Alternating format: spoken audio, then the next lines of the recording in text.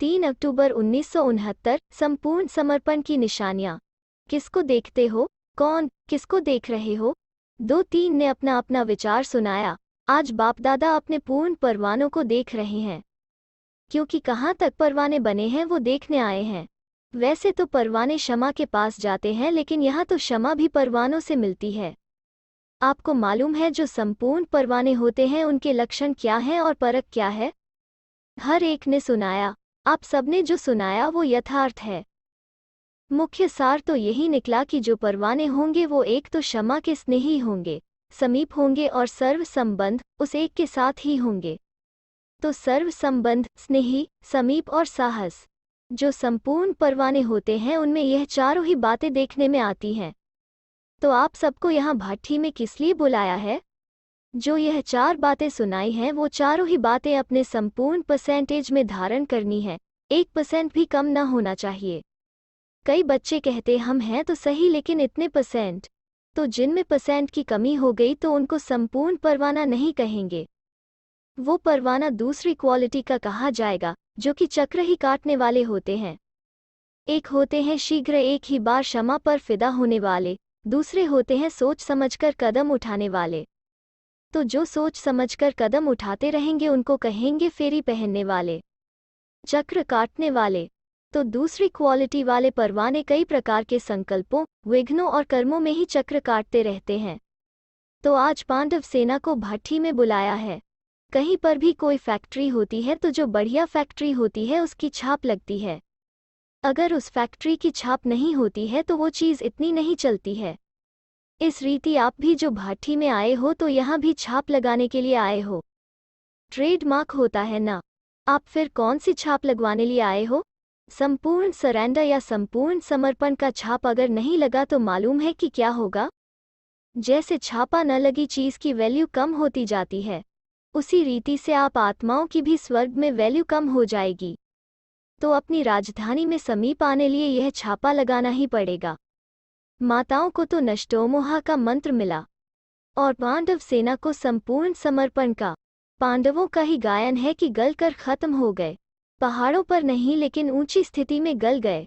निचाई से बिल्कुल ऊपर जो अव्यक्त स्थिति है उसमें गल गए, अर्थात उस अव्यक्त स्थिति में संपूर्णता को प्राप्त हुए। यह पांडवों का यादगार भी है। उस यादगार की याद दिलाने और प्रैक्टिकल में लाने लिए भट्ठी मिली है। संपूर्ण समर्पण किसको कहा जाता है? जो संपूर्ण समर्पण अर्थात तन मन धन और संबंध समय सब में अर्पण। अगर मन को समर्पण कर दिया तो मन को बिना श्रीमत के यूज नहीं कर सकते। धन को श्रीमत से यूज करना तो सहज है, तन को भी यूज करना सहज है, लेकिन मन सिवाय श्रीमत के एक भी संकल्प उत्पन्न नहीं करे, इस स्थिति को कहा जाता है संपूर्ण समर्पण। इसलिए ही मनमनाभव का मुख्य मंत्र है। अगर मन संपूर्ण समर्पण है तो तन मन धन समय संबंध शीघ्र ही उस तरफ लग जाते हैं। तो मुख्य बात ही है मन को समर्पण करना, अर्थात व्यर्थ संकल्प विकल्पों को समर्पण करना। वो ही परख है संपूर्ण परवाने की। संपूर्ण समर्पण वालों को मन में सिवाय उनके बाप दादा के गुण, कर्तव्य और संबंध के कुछ और सूझता ही नहीं। अब बताओ कि ऐसा छापा लगाया हुआ है? जैसे आजकल के ज़माने में आप लोग जब दफ्तरों में काम करते हो तो कभी कभी दफ्तर की जो चीज़ें होती हैं वो अपने काम में लगा देते हो। इसी रीति जो आपने समर्पण कर दिया तो वो आपकी चीज़ नहीं रही, जिसको दिया उनकी हुई। तो उनकी चीज़ को आप अपने कार्य में यूज़ नहीं कर सकते हो। लेकिन संस्कार होने के कारण कभी कभी श्रीमत के साथ मनमत, देह अभिमान अपने की मत, शूद्रपने की मत कहीं यूज़ कर लेते हो। इसलिए ही कर्मातीत अवस्था व अव्यक्त स्थिति सदा एक रस नहीं रहती है, क्योंकि मन भिन्न भिन्न रस में है तो स्थिति में भिन्न भिन्न है। एक ही रस में रहे तो एक ही स्थिति रहे। बाप दादा बच्चों को हल्का बनाते हैं और बच्चे जानबूझकर अपने पर बोझ ले लेते हैं, क्योंकि 63 जन्मों से विकर्मों का बोझ, लोक मर्यादा का बोझ उठाने के आदी बन गए हैं। इसलिए बोझ उतार कर भी फिर रख लेते हैं।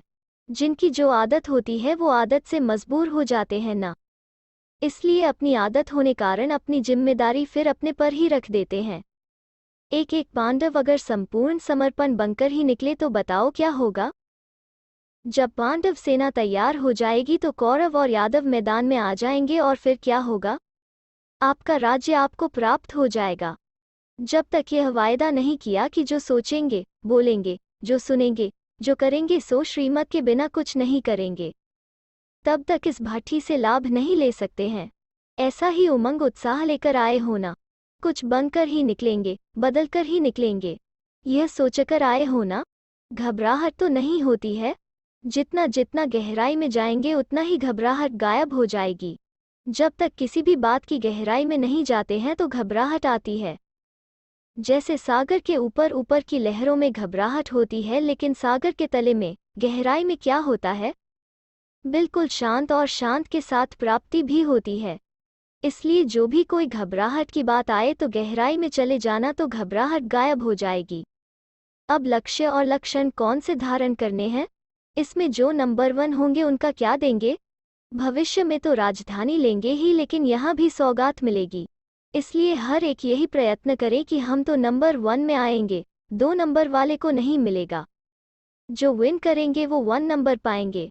विन करने की कोशिश करो तो 1 बन जाएंगे। अच्छा, आपको बिंदी लगानी है, वह बिंदी रूप ही हो। टीके कितने प्रकार के होते हैं? आज आपको डबल टीका लगाते हैं, संगम पर निरोगी बनने का और भविष्य में राजभाग का। बिंदी रूप की स्मृति रखने के लिए बिंदी लगाते हो। बिंदी लगाते लगाते बिंदी बन जाएंगे। कोई भी व्यर्थ संकल्प आए तो उनको बिंदी लगा दो तो बिंदी बन जाएंगे।